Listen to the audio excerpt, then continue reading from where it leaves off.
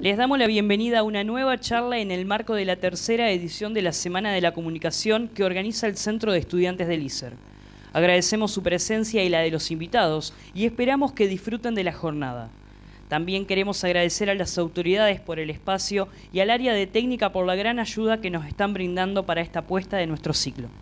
Por tercer año consecutivo nos encontramos en este auditorio y como siempre con muy buena respuesta de toda la comunidad del ISER. Esta propuesta del Centro de Estudiantes es netamente autogestiva y es una de las iniciativas más importantes que hacemos año a año porque entendemos que es fundamental dar trascendencia a estos espacios de debate y discusiones. Le damos la presentación a esta mesa que es Guionistas de TV y vamos a presentar a nuestros invitados. Marisa Quiroga, autora de Cartoneros y Rizoma Hotel, entre otros.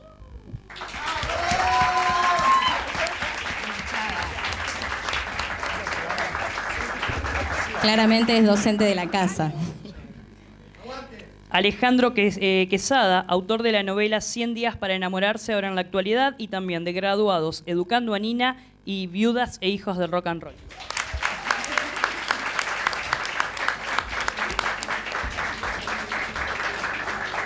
Silvina Freikes, autora también de 100 días para enamorarse, Graduados, Educando a Nina y Viudas e Hijos del Rock and Roll.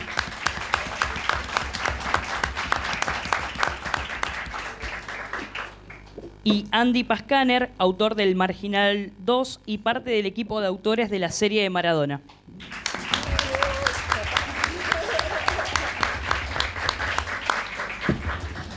Vamos a abrir las preguntas y queríamos preguntarles, dentro del rol del guionista en la creación de ficciones y documentales para la televisión, ¿cuál es el rol exactamente y cuál es la situación actual del trabajo de ustedes?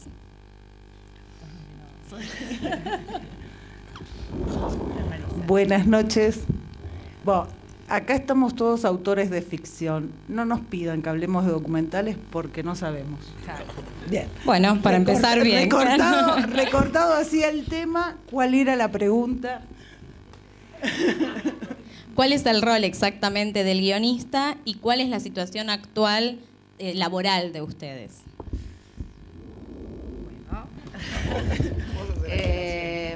Bueno, el trabajo de un guionista es escribir el guión de la ficción.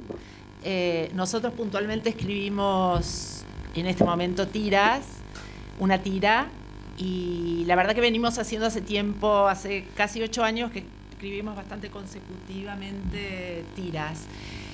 Lo cual es en sí mismo, dentro de lo que es la ficción, es una especialidad, ¿no? Porque tiene sus propias estructuras, su propia dinámica. No es lo mismo escribir un unitario que una tira, que una miniserie, que una película. Cada uno tiene sus secretos y sus bemoles. En cuanto a cuál es la situación actual, y es difícil porque hay poca ficción, esa es una realidad.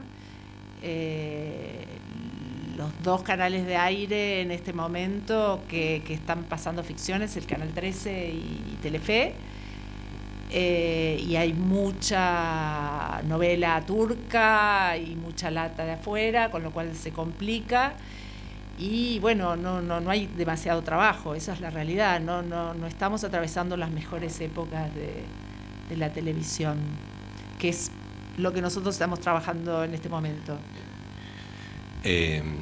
No, para sumar en cuanto al rol también, como dejar en claro que sobre todo la tira es un trabajo en equipo, un equipo de muchos guionistas. En nuestro caso somos 3 autores, pero tenemos también un equipo más de guionistas de 3 personas más, y es una obra colectiva en relación también con la producción y con mucho diálogo con los actores.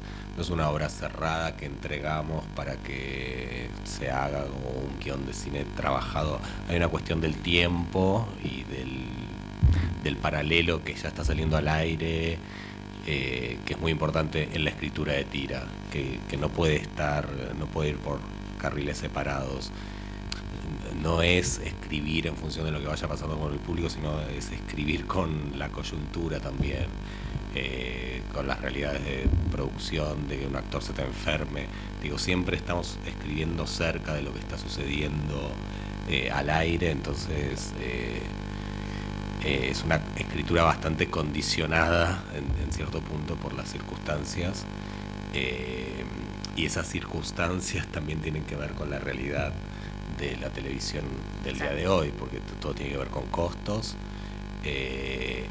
Afortunadamente este año estamos en una novela que le va muy bien y tenemos cierto manejo, pero el año pasado estuvimos una que no fue muy mal, y eso sucede.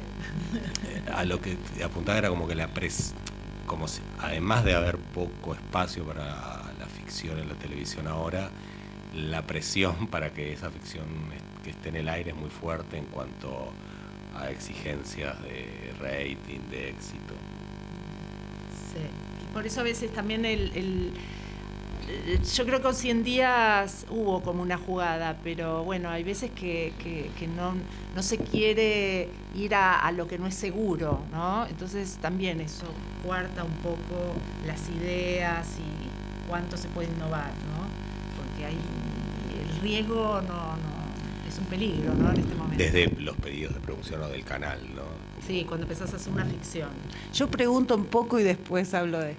Porque la pregunta sería, en el caso de 100 días, que sabemos que acá somos todo público además, si un guionista tiene dos aspectos, ¿no? Primero piensa la idea, la chequea con su equipo, la chequea con producción, y después hacemos el guión. Ustedes, con respecto a 100 días, esa idea que es muy simple y está tan bien lograda, porque en principio la idea son dos parejas en crisis, dos parejas. ¿Cómo aparece? Bueno, en general, bueno, como ya dijimos hace rato, venimos trabajando en la misma productora, con el mismo equipo nosotros, y siempre el inicio de cada programa, hay dos aspectos también que ahora voy a nombrar. Por un lado, que es muy trabajado con la producción. La producción para nosotros es Sebastián Ortega y Pablo Culel, como hacemos reuniones con Silvina y con Koroski, que es el otro autor, de qué idea vamos a trabajar el siguiente proyecto.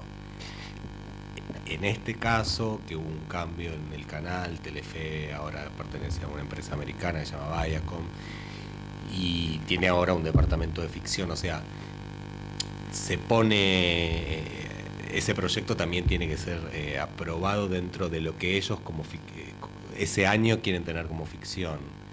Entonces hay también un trabajo que es con el canal de ver qué idea sí, qué idea no, poner en juego,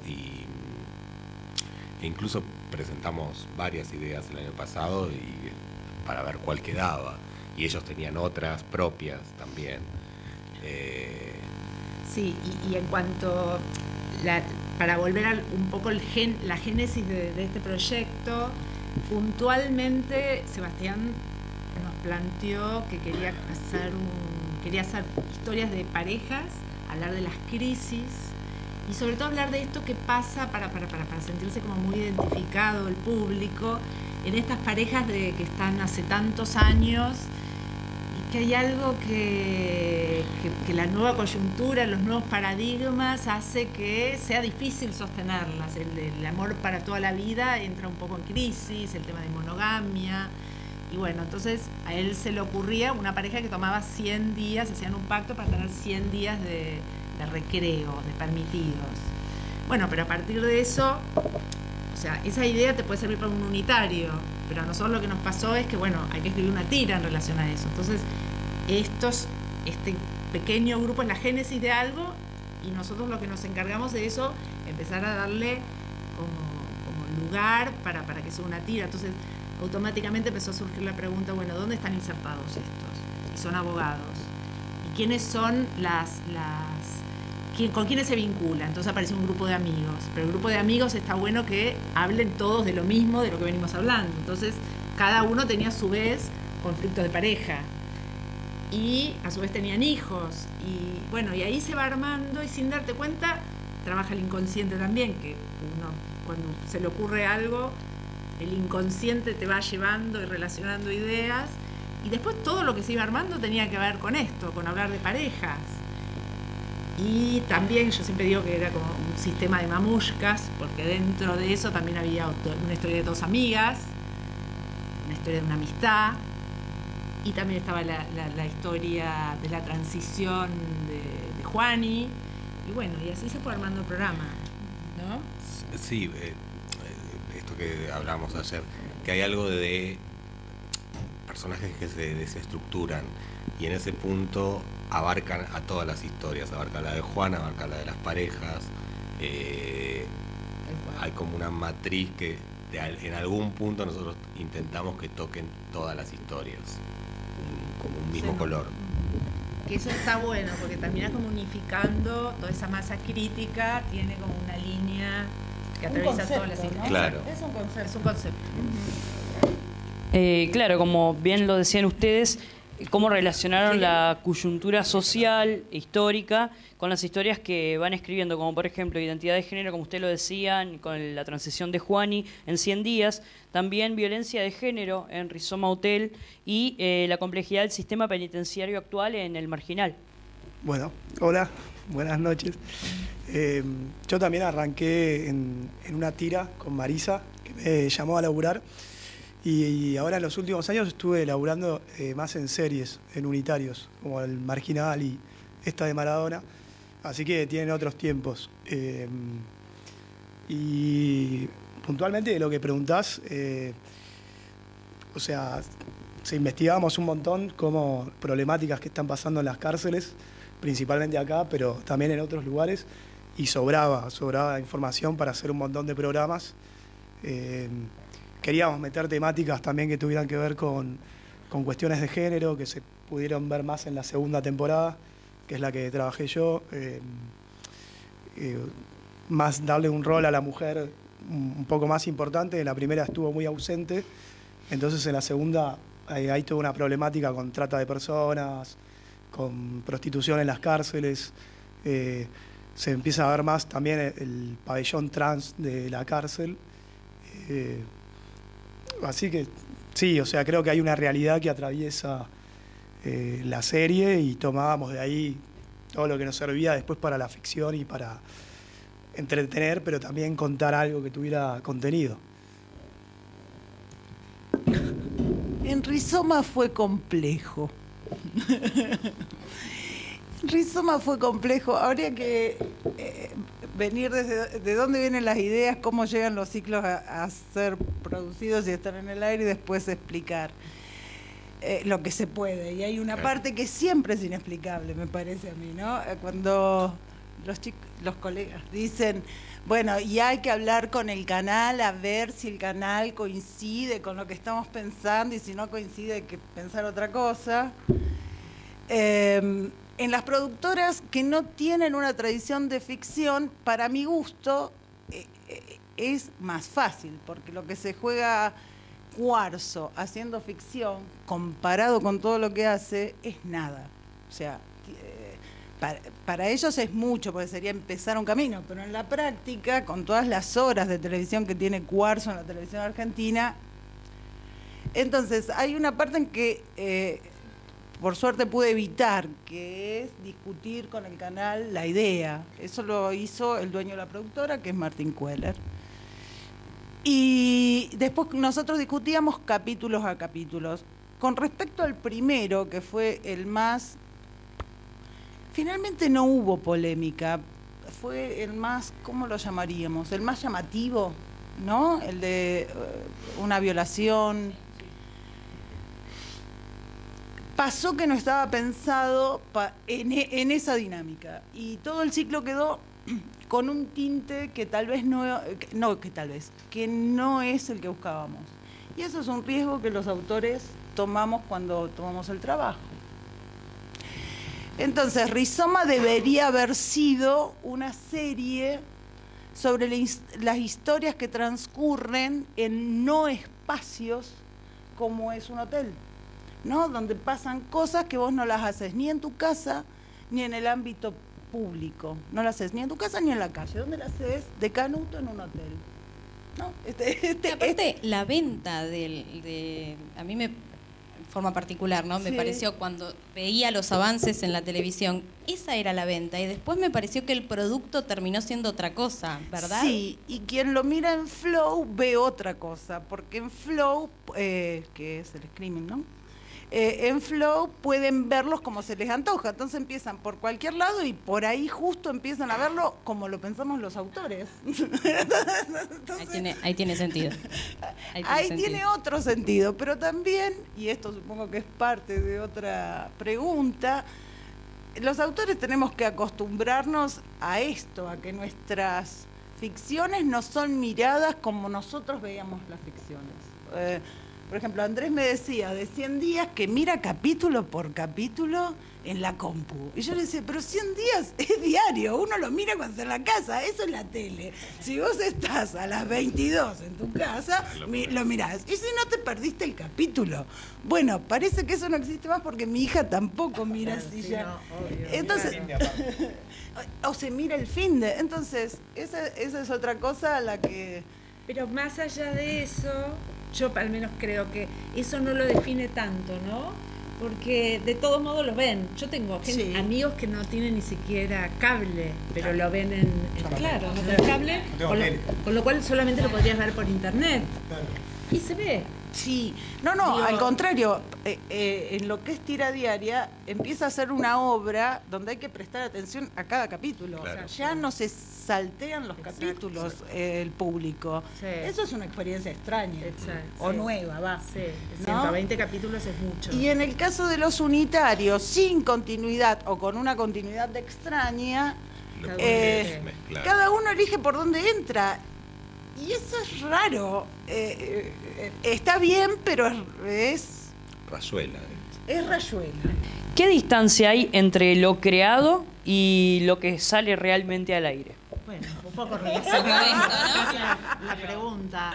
Pero, por ejemplo, con 100 días, Sí. la problemática de Juani, digo, encararon la familia, el tema de la familia de una manera, yo lo veo muy positiva, pero realmente ustedes deben saber que en las familias trans no pasa eso. Entonces, digo, esto también tiene que ver con lo que ustedes pensaron y lo que realmente salió al aire porque es lo que va a funcionar mejor o... Bueno, en el caso recién hablábamos, yo tengo un caso cercano que es así como el de Juani, que la familia lo aceptó y de hecho la madre se convirtió en una militante y ayudó al hijo a armar todo ese entorno y los abuelos tampoco lo entendieron en un principio, pero bueno, ganó el afecto. Igual la lógica de los personajes que nosotros teníamos era muy difícil que Antonia no actuara de esta manera. No sabía contar esto y que también es posible, no necesariamente no lo es. Lo que pasa es que nosotros también contamos que Juani es consciente de esto. De hecho, cuando fue al grupo salía el tema de que ella había tenido como mucha suerte porque había otros que no Sí, tenían sí. la familia que los había expulsado, ¿no? No, también a lo largo de todos los productos de Underground hay como una tradición en temas de género. La temática transmasculina nunca había sido tratada en ningún lado, invisibilizada, y también sabíamos que teníamos como una responsabilidad en ese punto. Y sabíamos que lo que queríamos lograr era la empatía, digamos, y buscar, porque nosotros hacemos un programa en prime time que apuntaba a ser popular, al fin, por suerte lo fue, entonces también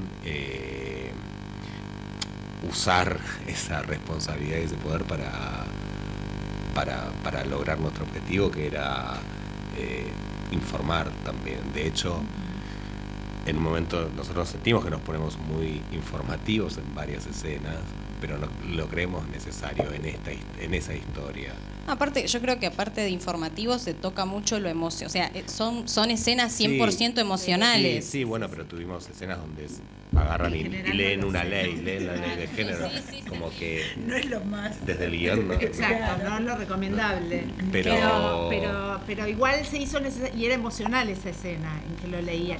Digo, había un artilugio para que fuera una escena y no estar bajando línea. Digo, eso también tiene que ver con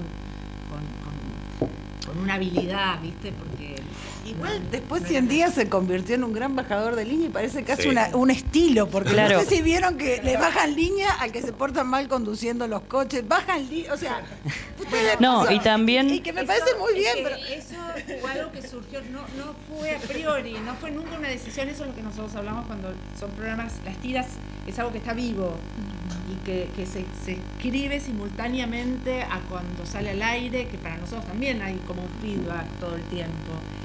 Y empezó a ser una marca del programa, porque esto es lo que pasa, que cuando te supera, o sea, no partís de algo, pero no sabés a dónde vas a llegar cuando termine el recorrido. Y en el camino nos fuimos dando cuenta que teníamos que ir por ese lado, y la lógica de los personajes te lo pedía, y en la totalidad del programa estaba pidiendo eso. Y de alguna manera empezamos a convertirnos contra las drogas también.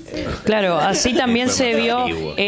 cuando estaba en Cámara de Diputados la ley de aborto legal, también teníamos un debate en la serie, o sea, en la tira, también la presentación, el caso de Nancy Duplá con un pañuelo, después la explicación en el colegio, también a donde se pudo ver en la charla que se realizó a Juani y al resto del equipo, o el comienzo tal vez de cuando van al psicólogo por primera vez y se le explica y se da como una clase de lo que ustedes decían y que ayuda a la sociedad, porque eso era lo que hablábamos hoy, con las diferentes tiras, mostrar lo que está sucediendo y que a la vez sirve como enseñanza, porque esto de que Sandra Mianovich termina explicando término por término, sirvió para el televidente, Exacto. para el que está del otro lado, saber, esto es cisgénero, esto es, sos bisexual, o sea, se llevó a la sociedad a tener diferentes términos que no entraban tal vez si íbamos, no sé, por una parte escrita o si lo teníamos que leer en alguna red social. Sí, eso es la potencia que tiene, pero acá Marisa te puede decir que en realidad va en contra de toda clase de guión. O sea, si vos estás en una clase de guión y decís, bueno, voy a bajar línea y voy a hacer los personajes, es todo lo que no hay que hacer, realmente. Pero bueno, esto lo pidió y lo hicimos, y lo hicimos también de una manera, digo, a veces cuando vos lees las escenas no son duras igual, se dicen y está vivo eso. ¿Ves? Por este Frankenstein que se terminó armando. Sí, habría que pensar en este complejo de no bajar línea y de cuán apegados estamos los autores a que no se hace, porque la verdad es que funciona bien acá, y ya que son tantas horas de televisión las que tienen a cargo, que sirva. ¿No? Sí, yo creo que hay ahí una responsabilidad y está esa tensión desde siempre entre el deber, lo que a uno le gustaría y lo que puede hacer. Y cuando realmente los autores pueden hacer lo que quieren, y en este caso se nota que están disfrutando mucho, estamos todos así como babosos. No sé si ustedes miran novelas turcas alguna vez. Sí, es que ellos no paran de bajar líneas. Entonces hay que tener un poquito menos de complejo en ser básicos.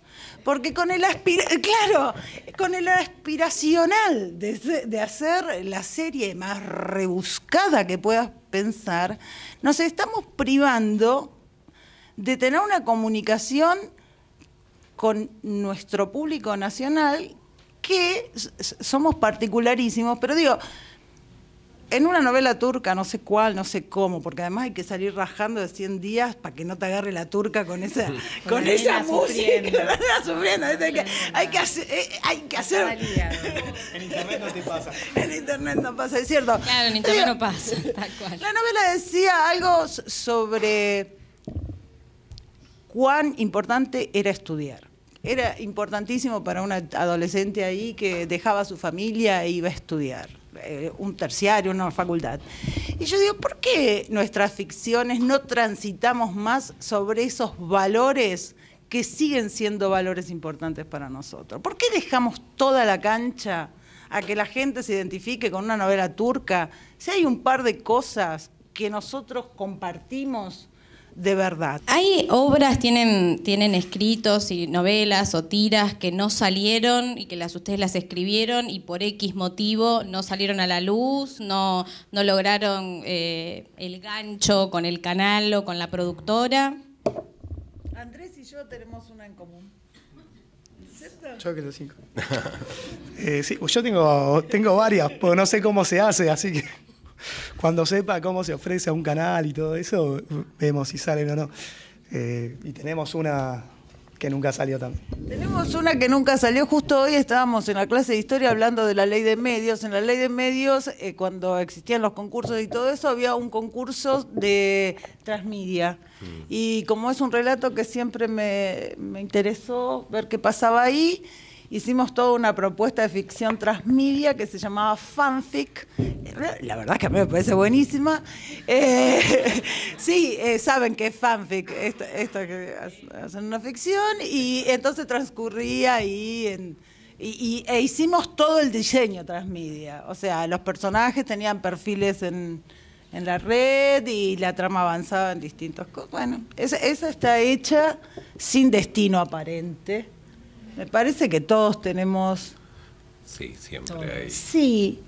Yo tengo la experiencia que, sobre todo por ser guionista, trabajo con una pequeña alcancía, entonces cada tanto tengo ideas y las voy guardando y se irán desarrollando, pero tengo la experiencia de volver cada tanto y encontrar el germen de otra cosa, que se transforman también. Sí. Entonces, eso siempre está bueno. Si sos un guionista, tenés que tener la caja. Una cajita donde tenés guardado diferentes cosas que se te fueron ocurriendo en el camino, porque te pasa que de repente te llaman y te dicen, bueno, pensá una historia, y tal vez ese día no estás, ¿no? Pero para eso ya viniste trabajando y tenés como un acervo, ¿viste? Tenés de dónde sacar. Y muchas veces eso lo que no tenés que hacer es duro, ¿no? Que tiene que ser la historia tal cual vos la pensaste y la armaste en ese momento, sino tener la agilidad para decir, de esto rescato un personaje, una idea, y se transforma en otra cosa. Es muy dinámico escribir, es como... Muchas veces uno piensa, esto es para una película, y después esa idea termina siendo una tercera línea de una historia. De un guión de tira. Y tampoco tener miedo a ponerlo, porque se te van a ocurrir otras cosas después. Digo, no estar guardando, ¿no? Sí, pensaba que además de las historias propias que quedan ahí guardadas, creo que todos pasamos también por proyectos que elaboramos muchos, contratados por otra gente, pedidos que después no ven la luz. Y igualmente son procesos bastante ricos de los que uno... En un momento sentí frustración, pero también está bueno verlos. ¿Pero de quién es eso? Bueno, depende. Si te pagaron, no. No, claro. Pero no te hablo de lo que te queda como idea del proceso. Sí, porque para mí el proceso de la escritura de guión se completa ahí con toda esta otra parte. Digo, no, siempre es un trabajo colectivo que también necesitas de la producción y de un canal y una pantalla para que se termine. Sí, lo que no tenemos nosotros es la posibilidad, uno de nosotros, de tener una idea. Digo, tenemos que pasar a través de un productor y de una antena, y muchas veces te dicen, no sé, te aparece algún paracaidista que te dice, ¿por qué? Si vos tenés tu idea, ¿por qué no lo haces? Y vos decís... Te explico. No, porque además yo fui productora muchos años, que fue como casi un error, que terminé ahí, me iba bien. Fui productora ejecutiva muchos años en Polka, así empecé yo. Y el trabajo no tenía nada que ver con mi naturaleza. Y ser productor es otra cosa. A mí, si me decís, bueno, armá tu productora, yo no sé armarla. La verdad que no sé. Siempre te dicen, ¿por qué vos no armás tu productora? Porque no, porque seguro me voy a fundir. Porque necesitas un ingeniero financiero, no sé, hay todo un sistema. Yo me dedico a escribir. Y a veces es un problema eso, porque dependés de otros. Esta pregunta es para Andy. Hace un tiempo relativamente corto leí varias notas donde se criticaba a la segunda temporada del Marginal por no mostrar, digamos, otras realidades dentro de la realidad carcelaria. La gente que hace talleres, la gente que se forma, la gente que estudia, etc. ¿Cuál es tu posición respecto a estas críticas y por qué esa realidad no se muestra? Bueno, primero decime quién fue. ¿En serio? La lista negra, ¿no? Bueno, por ahí es un poquito lo que hablábamos antes, como que se elige un recorte y el Marginal parece un poco la serie del mal. La segunda temporada, yo en la primera no trabajé, pero la segunda se trató de dar un poquitito más de lugar a eso y a contar eso, pero es verdad que nunca alcanzaba el tiempo. Eran 8 capítulos y nos pedían, y además queríamos enfocarnos en la trama policial, en la trama violenta. Había personajes igual que por separado.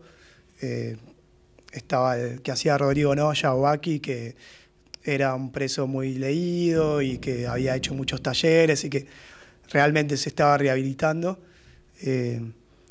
Quizás creo que los autores y también la productora no creían que en las cárceles hay tanta rehabilitación como sí hay miserias y cosas por mejorar y por hacer, y tenía más que ver con eso, mostrar eso. Como que al darte cuenta de que falta eso en la serie, tiene un poco que ver también con que falta un poco en la realidad.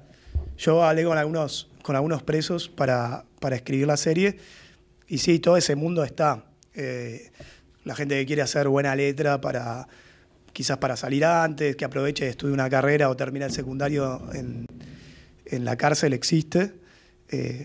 Pero tiene que convivir todos los días con lo otro que se ve, con la violencia, y está como la tentación de las drogas, de no hacer nada y esperar a cumplir la condena perteneciendo a una banda. O en la segunda temporada hay un taller literario. Tratamos de mostrar un poquito, pero son como momentitos, o sea, no nos concentramos en eso. Las críticas a El Marginal sobre que estigmatiza a la gente que está en las cárceles, eso es un lugar de la crítica. Yo creo que no hay duda de que estigmatiza. El tema es, El Marginal es un ciclo de género.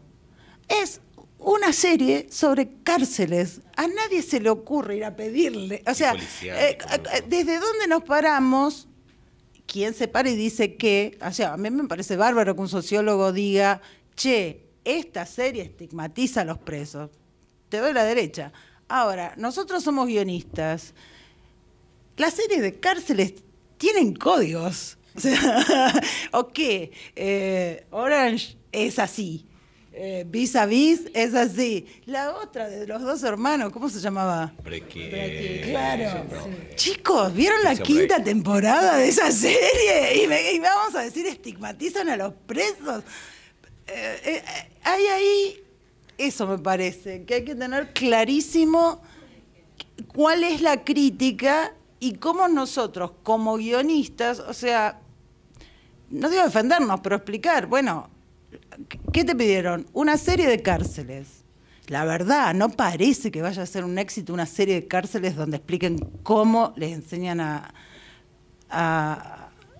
estudiar a los presos. No te están pidiendo eso. La repregunta igual medio que ya me la contestaron, pero tiene que ver con esto, con que cuando sienten que quizás cuando tocan temas de alta sensibilidad social están más encima las críticas, o sea, sienten que una presión más documental o más de esto, de si vas a hablar de la realidad carcelaria, hablar de la realidad, cuando lo cierto es que estás haciendo una ficción. Este proyecto, nunca tuvimos tantos asesores, porque sí, bueno, también con las redes sociales hay como mucho, están muy arriba de cada detalle, sobre todo con la historia de género, además de hablar con historias reales, de chicos que tienen la misma realidad. Nos asesoramos con una ONG que se llama Familias Diversas. Hace bastante tiempo, con lo cual como le estamos contando paso a paso, hubo un momento que dijimos, bueno, íbamos directo a terminar y dijimos, bueno, ahora hay que agarrar por esta calle y hay que dar una vuelta, hay que girar un poco, volver y qué sé yo, nada, empezamos a armar caminos laterales para llegar al mismo punto. Es así. Sí, a nivel días un poco se nos desfasaron, pero en el 100 vamos a llegar al 100. No es que vamos a extender el 100 al 125. Así que ahí habrá sorpresas. Ay, Dios. ¿Qué va a pasar? No lo estoy. No. Todavía no lo escribimos.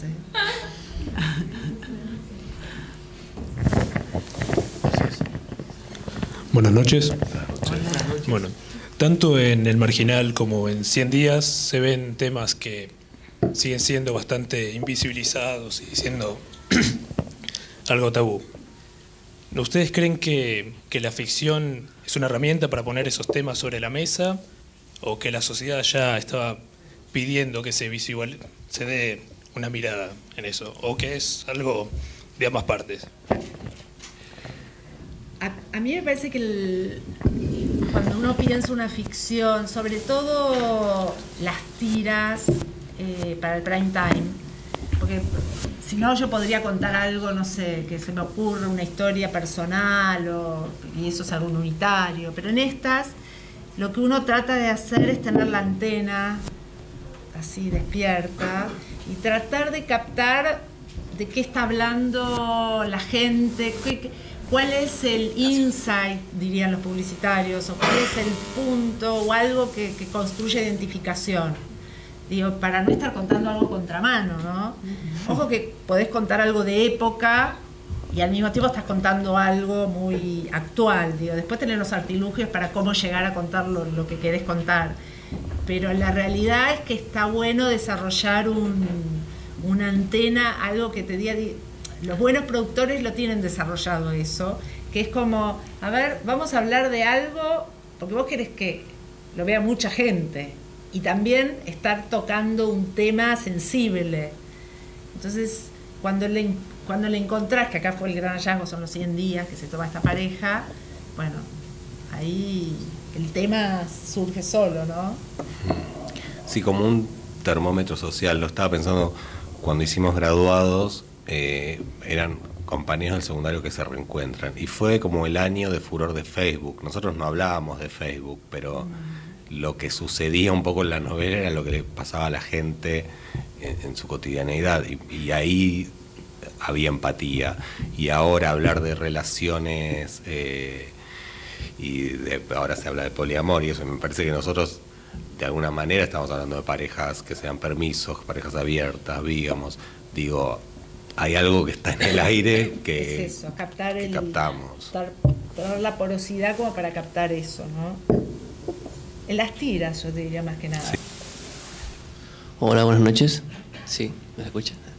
Quería hacer una pregunta especialmente a Alejandro y a Silvina sobre uno de sus anteriores proyectos, como es Los vecinos en guerra. Hubo algo que a mí me llamó bastante la atención de la serie cuando yo la estaba viendo, cuando la estaba siguiendo, digamos, es que una serie bastante normal y tranquila de repente tenga un tinte tan oscuro. ¿Ustedes como autores es algo que lo tenían ya premeditado o fue algo que se fueron dando cuenta sobre la marcha o con la interacción de la gente incluso? Oscuro porque no. Porque de repente era como de Eleonora Wexler con Diego Torres, que era todo tranquilo con los problemas diarios, y de repente se muere el personaje de Maika Migorena y hay asesinato y todo eso. Eso es cuando una tira te va mal. Lamentablemente, no, sí, eso se padece, es una cosa tremenda. Nosotros decimos que cuando una tira funciona bien, tenés todo un año de una buena salud mental. Cuando te va mal, es un desastre. La verdad que se sufre, se padece. Te llaman a cualquier hora, cambiemos, todo el mundo, nadie sabe cuál es el norte, todo el mundo tiene ideas, todo el mundo piensa que es de una manera. La verdad que hay que dejarlos morir, ¿no? Esa es la realidad. Sí, cuando no va hay que dejarlos. Hay muy poca experiencia. Salmerón tiene una muy buena que es la de Botineras, que es una cosa increíble, que es un programa que parecía que iba para un lugar. Yo creo que Guillermo es especialista en policiales, claramente. Y entonces, no, sí, y Botineras, que nació como una comedia, le iba muy mal, y lo llamaron a Salmerón, y como en el germen había Yo un era del equipo asesinato. ahí. Bueno, contá. No, sí, como toda la... De los dos voy a hablar, de los dos éxitos. No, Botineras trataba sobre el mundo de la frivolidad del fútbol y las mujeres. Ahora pensado a la distancia era bastante misógino, creo, porque Florencia Peña regenteaba como unas chicas, y todo ese mundo no funcionó, y justamente, bueno, ahí hubo un cambio de cabezas de equipo, que es cuando entra Guillermo, y lo que sucedió es que se mata el personaje de Florencia Peña, y todo el misterio que se genera sobre ese hizo que la novela repunte muchísimo, y se basó sobre quién había matado a ese personaje hasta el final, y cambió la realidad, todo. Cambió el género, cambió todo. En Vecinos, igualmente, esa muerte tuvo sus razones, no le iba bien al programa, a números de hoy le iba bárbaro, si uno lo piensa, ¿no? Pero igual en el género estaba, porque la premisa era bastante extraña, por razón por la cual no funcionó, porque ella era una ex agente o ladrón, ya no me acuerdo qué era. Pero venía de un mundo como delictivo, y ese mundo volvía, irrumpía en su barrio tranquilo. Entonces, si bien la muerte era un mundo una vida que ella ya había vivido, más allá de lo raro, pero nosotros lo podríamos haber sacado de otra manera, y de aún no sé si no quisimos emular el caso Botineras, pero salió mal. Igualmente, no éramos Guillermo pero antes Salmerón. ya teníamos un muerto, porque en El tiempo no para, ¿te acordás? Bajaba el rating y aparecía la carta de un muerto. O sea. No, eso era distinto. Bueno. No, El tiempo no para, ahí trabajamos con Marisa. El capítulo 1 moría un personaje que dejaba cartas para todos sus amigos, y esas cartas iban apareciendo con el tiempo. Claramente igual manipulábamos la aparición de esas cartas a función de... Pero nos copiaron. ¿Quién? En Sí. realidad la había inventado antes, yo entré después. Otra vez lo pensaba también, ya lo hicimos. En Don Juan, que es un melodrama, hicimos un pase de tiempo. A mí me encanta, porque porque entonces no sabés de quién es ese chico. 5 años le mandamos. ¿De quién es ese chico y qué pasa? O sea, si lo haces con todo, con convicción, arrancás de nuevo. Imagínate si a 100 días... Pero nosotros tenemos la teoría de que los capítulos no se ven siempre. A nosotros nos pasó en Un año para recordar también, que en un momento saltamos como 10 años. Y la gente, vimos que el día que saltamos 10 años, no había visto el programa, y cuando lo agarraba el jueves, había visto el lunes, y lo agarraba el jueves, estaba tan perdida, no sé, ¿qué pasó acá? De repente que se aburre y lo cambia, porque cuando el espectador se pierde, no puede entender de qué están hablando, lo primero que hace es sabe. Qué sé yo, no sé, son posturas, tampoco nada es una verdad. ¿Cómo fue el proceso para hacer la serie de Cartoneros?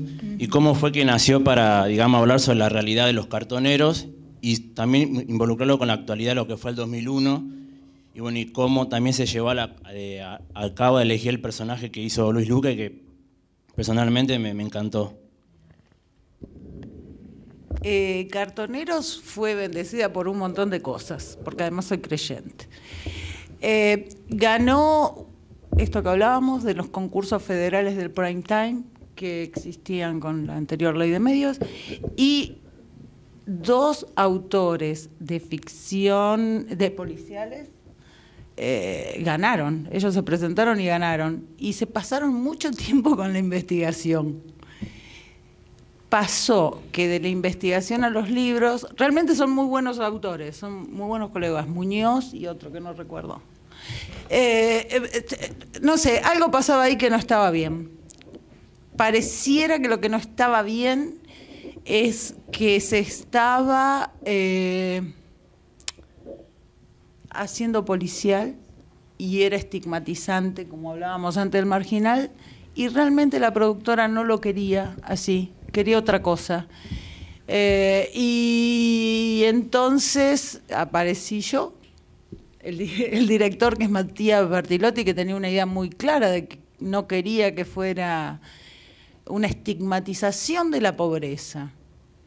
O sea, sos cartonero y vamos a contar una historia que es de verdad, que lo que se contó en Cartoneros es verdad. Un grupo de gente que no tenía para comer salió a cartonear y a partir de ahí se gestaron cooperativas de trabajo y uno de esos cartoneros, digamos, y estas cooperativas de trabajo, Bergoglio, que ahora es papa, pero estaba en la organización, y el cartonero que fue a ver al papa cuando asumió, existe. Entonces, toda la investigación estaba hecha y yo llegué cuando ya habían grabado, no sé, un par de cosas que no se pudieron cambiar.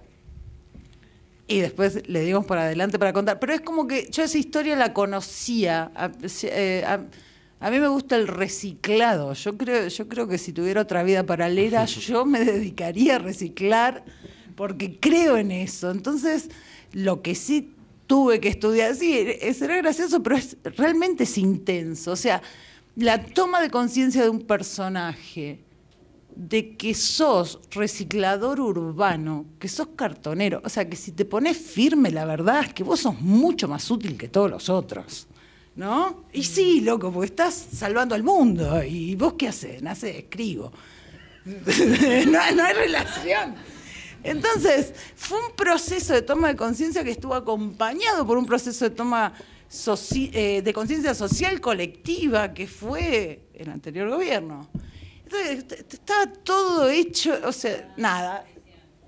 Claro, esas cosas te suceden, estoy casi segura, una vez en la vida. 2, si vivís mucho. Bueno, eso.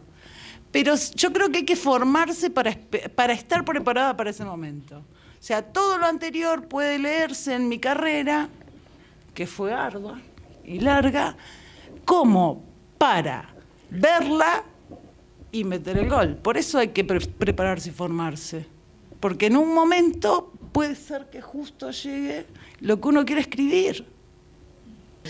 Lo que les quería consultar era, hablaron de cabeza de equipo, nosotros vemos el tema de escaleta y demás. ¿Cómo es el trabajo con los dialoguistas? ¿Se juntan? ¿Envían el material por mail? ¿Está supervisado? ¿Lo ven los productores? La pregunta era esa en general. Nosotros trabajamos, bueno, con el armado de escaletas, pero a la productora nosotros mandamos la escaleta y trabajamos sobre escaleta aprobada. O sea, ellos nos aprueban la escaleta antes que el libro, por el ritmo que tenemos. Con los dialoguistas sí nos reunimos al comienzo para saber qué tipo de programa queremos y después es más un diálogo por mail, pero todo el tiempo conectados.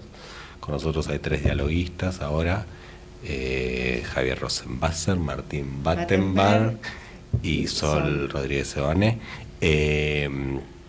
Y bueno, nada, que funcionan muy bien entre ellos también, con una comunicación muy interna y obviamente todo el tiempo también cuando surgen dudas o ven saltos, como muy atentos a la totalidad y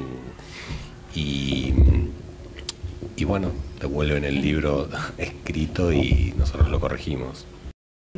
Sí, pero nosotros lo que trabajamos, nos reunimos los 3, tiramos ideas.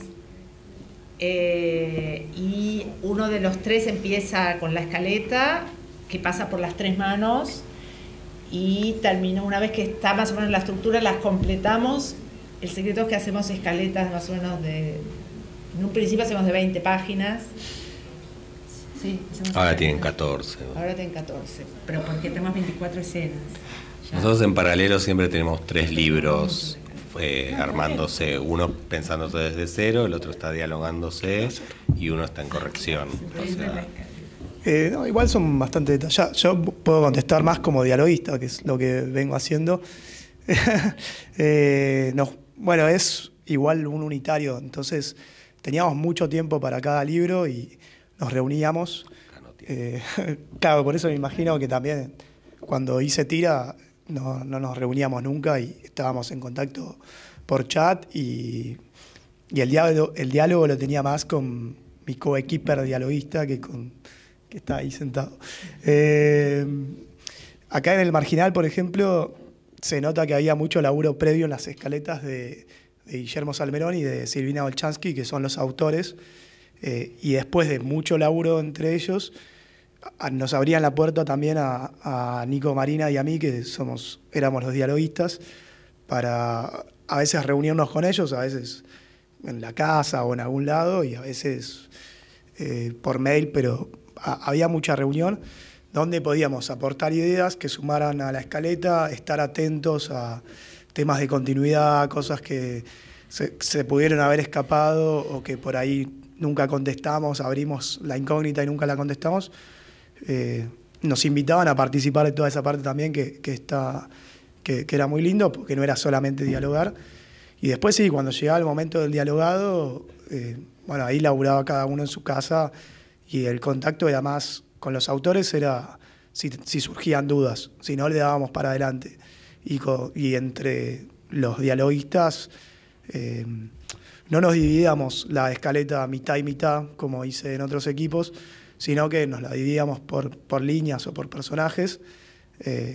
Pero bueno, puede pasar que un personaje que lo venís teniendo en una línea, de golpe está en la del otro, entonces uno lo tiene más claro, tiene un seguimiento más claro, y el otro le dialogó 2 escenas en toda la serie y de golpe le viene una escena y aunque lees la escaleta y todo, no llegás a captar bien el estado de ánimo, todo lo que tenés que captar, entonces ahí había mucho diálogo entre los dialoguistas.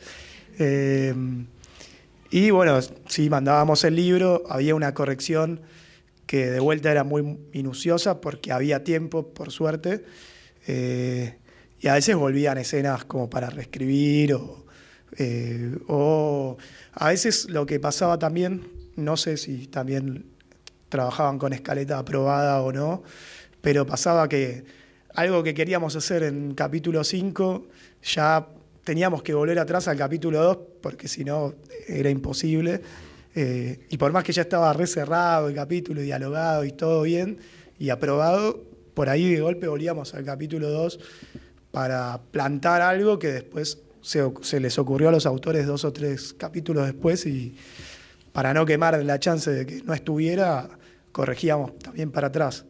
Eso es la primera etapa, lo podemos hacer mucho. Los primeros 15 capítulos tienen... Cuando sale al aire como es más difícil. Claro. Bueno. Sí, después está el mundo de la escuela. No, yo encontré un método espectacular para Rhizome Hotel. Con Marcelo Camaño, que es el otro autor, tenemos que charlar las ideas. Se charlan también con Martín Queller, que es el dueño de la productora. Después, por suerte, Marcelo y yo somos el yin y el yang, lo sabrán. Entonces, Marcelo agarra toda esa cosa grandilocuente, el presidente, ¿viste? O sea, y a mí me gusta el chiquitito, bueno, se encontraron en el Tinder. Entonces, claro. No compiten. De ninguna manera competimos entre... Así que después de consensuar con el otro autor qué cosas eran para mí... Tengo una colaboradora magnífica que salió de acá, que se llama Mariana Planela. Y primero investigaba el tema, porque me gusta, a pesar de que uno dice Tinder, bueno, pero ¿qué contás del Tinder? Primero investigar y después juntarnos y hablar la historia, y aunque eso demande para un capítulo de media hora, 4 horas, se charla. Y hasta que las dos no tenemos el mismo tono de lo que queremos contar, la pobre niña no se va. Después de eso grabamos la historia, yo soy capaz de narrarla así en media hora. Y entonces ahí va y diálogo, pero digamos, no hay posibilidad de error, por lo menos no hay error entre lo que ella hace y lo que yo quiero. Después cuando lo corrijo, puedo pensar otra cosa. Pero no hay posibilidad de error. Y la verdad es que las estructuras escritas me parecen que abren a un abanico de equivocaciones en los dialoguistas por llamarlo de alguna, colaboradores autorales, me parece que realmente a veces, digamos, hasta que el programa no está en el aire es un tema. Sí. Después no, porque se sabe cuál es el personaje, se sabe cómo habla, se sabe lo que quieren y pueden leer. Pero ahí hay un punto, entonces en el unitario, donde tenés que plantear cada guión con su tono, bueno, es así. Y es un buen método. Quería consultarles sobre sus inicios. Ustedes son personas que hoy, con todas estas tiras, están insertas en el medio. Brevemente, ¿cómo fueron sus inicios, sus primeros pasos? ¿Cómo hicieron para llegar? ¿Y qué consejos le dan hoy a los futuros guionistas para poder insertarse en el mundo laboral de esto que ustedes hacen? Bueno, en mi caso, después de estudiar arquitectura, estudié actuación y a partir de estudiar actuación escribí un par de obras de teatro, todo en el off, y un productor fue a ver una obra de teatro que hacía Nave Porco, que era Gustavo Marra, y me convocó para ser dialoguista en una tira que se llamaba Enamorarte, allá por el 2001. Y a partir de haber empezado a trabajar ahí con él, fui Eras un niño, ¿cuántos años tenía ahí? Ahí tendría 25 años, 26. No, sí. Bueno. Y a partir de ahí empecé a trabajar en diferentes proyectos como dialoguista. Hice otro tipo de programas también, Cantaniños, Policías en Acción, cosas raras. y me sumé como dialoguista criminal, que era algo que hacía Sebastián Ortega y Pablo Culel, pero dentro de Días del Sur, y ya después de ahí quedé en Underground, y bueno, fui pasando de roles hasta en graduado llegar a ser autor con Silvina Ikorowski. Ese fue como el camino que hice. Yo estudié acá en el ISER, más o menos cuando estaba en segundo o tercer año, empecé a quemarle la cabeza a los profes que quería laburar. Marisa me dio una de las primeras oportunidades. Antes de eso había laburado en un programa de moda que se llamaba Tendencia, escribiendo informes, la historia de la minifalda, de los tacos altos, la biografía de Susana Jiménez, ese tipo de cosas, que también, o sea, un pibe que estudiaba producción acá y ya estaba laburando como productor en la productora que hacía Tendencia, fue al aula de guión como buscando un guionista para ese laburo. Tenía muy claro como que quería salir de la facu con trabajo de eso, porque me daba un poco de miedo una vez que perdiera el contacto con la gente que más o menos sabía que laburaba en la tele y eso, no sabía cómo iba a volver a conectar. Lo más difícil quizás fueron los momentos entre un trabajo y otro, porque no tenés trabajo constante todo el año a lo mejor como guionista, entonces por ahí laburaba 9 meses y 3 meses estaba buscando el siguiente trabajo. Ahí molesté mucha gente por redes sociales, supongo que a ustedes, ya no me acuerdo, pero estoy casi seguro que sí, porque básicamente miraba todos los programas argentinos, veía quiénes eran los autores y les pedía trabajo. Les pedía si conocían a alguien que necesitara un colaborador autoral y quisiera tomarme una prueba, que estaba dispuesto a hacerlo. Y bueno, finalmente eso pasó. Ahora estoy laburando con Guille Salmerón, que me tomó una prueba para una comedia que estaba escribiendo para Fox. Y yo supe que competía en esa prueba con Nico Marina, que era el profesor de humor acá en el ISER, y dije, bueno, ya está, es una comedia y es profesor de humor. Lógicamente quedó Nico y yo no. Y al año siguiente ya Guille me volvió a convocar para un proyecto, ya sin prueba, sin nada. Es como, él me había dicho que había quedado contento con el material que yo le había mandado, pero bueno, que Nico claramente tenía más experiencia y ese fue el motivo. Y bueno, algo que pasó también es que por suerte como que a él se le habían acumulado los proyectos, entonces necesitaba como expandir sus colaboradores. O sea, Nico lo seguía teniendo en el Marginal 1, pero le surgió otra serie para México, entonces necesitaba también a alguien nuevo. Fue un poco así, como molestando gente. No sé si está bien, no sé si a la gente le gusta ser molestada. Ahora ya no estoy molestando tanto a nadie. Sí, en mi caso también me quedé pensando esto, ahora cuento cómo, pero hace 15 años más o menos el tema era arrancar. No sé, yo tenía toda una lógica, soy bastante así, y me había dado cuenta que si alguien ya había trabajado, no dejaba de trabajar. Yo dije, acá es cuestión de entrar una vez y ser buena o eficiente, o sea, tener un 750, pero digo, con un 750 alcanza, pensaba yo. ¿No?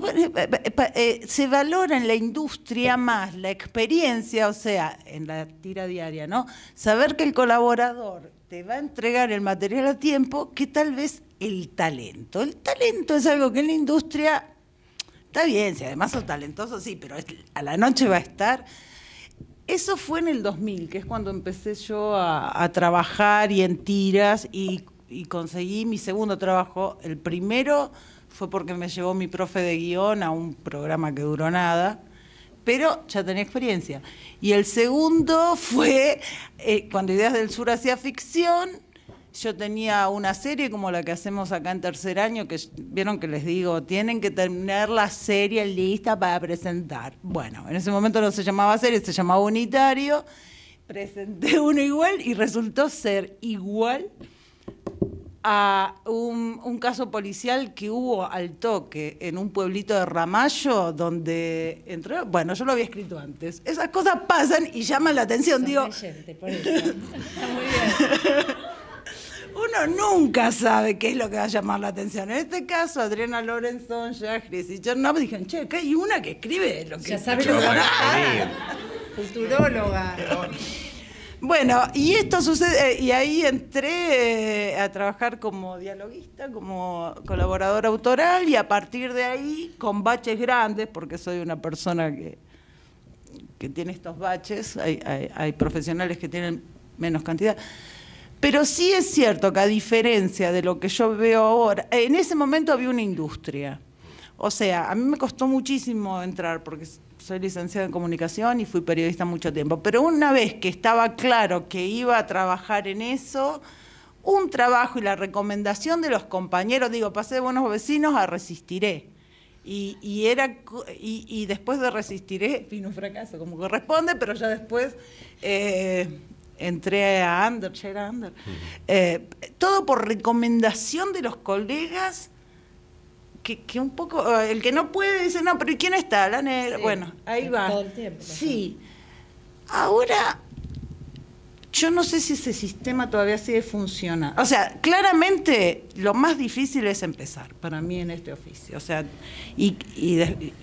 sobreentendiendo que la referencia va a ser buena, digo, sobreentendiendo que sos bueno escribiendo, lo más difícil es esa posibilidad de entrar a un equipo.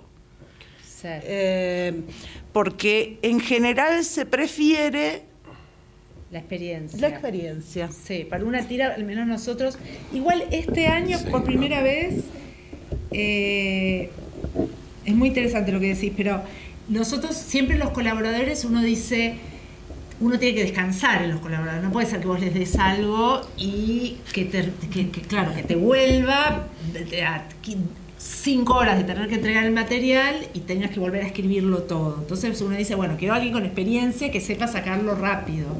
También nos pasó que con el tiempo nos fuimos dando cuenta que ya había gente que tenía como ciertas mañas. Sí, bueno, claro. Porque desarrolla como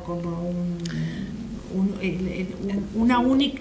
Más que en este programa, que nosotros queríamos como tener una visión... Bueno, pero es nueva. Ahí que es cuando funciona la industria. Cuando la industria funciona, se supone que un colaborador autoral tiene una cantidad... Digamos, yo fui colaboradora 5 años, después de eso tenés que ser autora, porque claramente si no agarrás las mañas, todas del colaborador. Bueno, pero a nosotros lo que nos pasó esta vez, que decidimos... tenemos un colaborador de hace años que es Javier Rosenbasser, que pronto va a tener que dar un paso también porque ya está preparado. Es muy bueno Javier y ya está preparado. Martín Méndez fue colaborador nuestro mucho tiempo y después en un momento ya era, bueno, Martín, ya está, quedate con lo tuyo. Claro.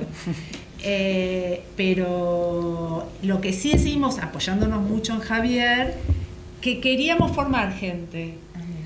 Y entonces lo puntual lo llamamos a Patricio Vega. Y a ver, Patricio. Nos llamaron acá. Es que no sabíamos, mira, ahora ya nos conocemos. Bueno, mira qué interesante, porque fue así, lo llamamos a Patricio y... No, Sol vino por Patricio, pero igual tomamos pruebas. Y Martín, otro pero chico está también bueno del otro de que lado. vean que no es algo tampoco tan De extraordinario, hecho, digo. 3 colaboradores llaman. y 2 no tenían... Son, digo, que hacía. escriben súper bien, pero como experiencia en tira es lo primero que hacen. Pero lo interesante, les diría que yo aprendí a escribir en la práctica.